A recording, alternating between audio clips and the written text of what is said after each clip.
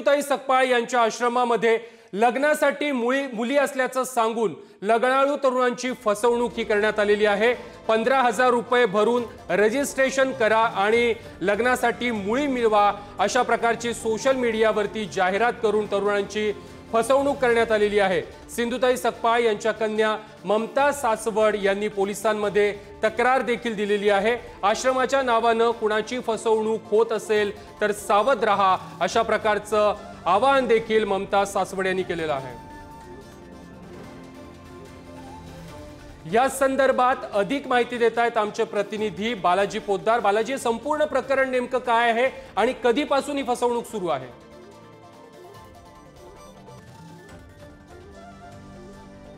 अशा प्रकारचं एक रॅकेट जे आहे ते कार्यरत आहे। काही दिवसापूर्वी सुद्धा वडगाव शहरी भागामध्ये आश्रमामध्ये अनाथ मुली असल्याचं सांगून काही लग्नाळू मुलांना बोलवण्यात आलं आणि त्यांना लग्नाची तारीख सुद्धा देण्यात आली होती। अशा प्रकारच्या घटना सातत्याने वर्षभर सुरू आहेत। ज्यावेळेस लग्नाचं हा सगळा मोसम सुरू असतो, सीझन सुरू होतं, त्यावेळेस हे सगळे प्रकार घडतात आणि सिंधुताई सकपाळ यांच्या अनाथाश्रमामध्ये 21 ते 40 वर्षाच्या मुली विवाहासाठी आहेत। त्यासाठी तुम्हाला 15,000 रुपये भरून रजिस्ट्रेशन करावं असं सांगण्यात येतं आणि रजिस्ट्रेशन केल्याशिवाय तुम्हाला गेट पास दिल्याशिवाय दुसरं काही मिळणार नाही असं सांगण्यात येतं।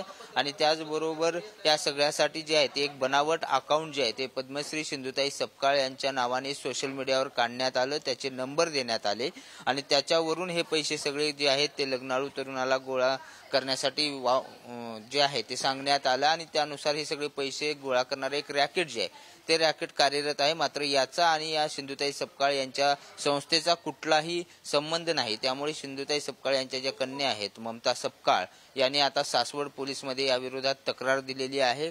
पुणे क्राईमला सुद्धा त्या तक्रार देणार आहेत आणि अशा प्रकारे या घटनेमुळे एक मोठा संताप जो आहे तो निर्माण झालेला आहे आणि ही घटना खूप संतापजनक आहे। त्यामुळे याचा गैरफायदा घेणाऱ्या व्यक्तीवर कठोर कारवाई करा आणि हे रॅकेट उद्ध्वस्त करा अशी मागणी जी आहे ती आता ममता सकपाळ यांनी केलेली आहे आणि त्या विरोधात तक्रार दिलेली आहे। आता पोलीस पुणे कारवाई काय करतात हे पाहणं महत्त्वाचं आहे। मात्र जे लग्नासाठी इच्छुक मुलं आहेत त्यांच्या सगळ्या या गरजेचा गैरफायदा जे आहे ते घेणारे हे रॅकेट आहे। त्यामुळे कोट्यावधी रुपयाची फसवणूक झाल्याचा प्रकार असल्याचं बोललं जाते। मात्र या विरोधात कुणी तक्रार दिली नसली तरी अशा प्रकारच्या घटना ज्या आहेत त्या आश्रमाच्या कानावर आल्या। त्यानंतर त्याने स्वतः या नंबरवरती कॉल करून हा नंबर ट्रू कॉलरवर कुणाच्या नावे हे पाहिलं। त्याचबरोबर या सगळ्या संदर्भातली तक्रार जी आहे ती ममता सकपाळ यांनी आता दिल्याचं पाहायला मिळतंय आणि सर्वांनी सावध राहावं। अशा प्रकारे आमच्या आश्रमाकडून कुठलीही घटना आम्ही घडू देत नाही आणि आम्ही कुणाचंही लग्न अशा प्रकारे लावून देत नाही। त्यामुळे सिंधुताई सकपाळ यांच्या नावाने फसवणूक करणाऱ्या रॅकेटवर कडक कारवाई करण्याची मागणी करण्यात आली आहे। नक्कीच बालाजी, धन्यवाद तुम्ही दिलेल्या सविस्तर माहिती संदर्भात।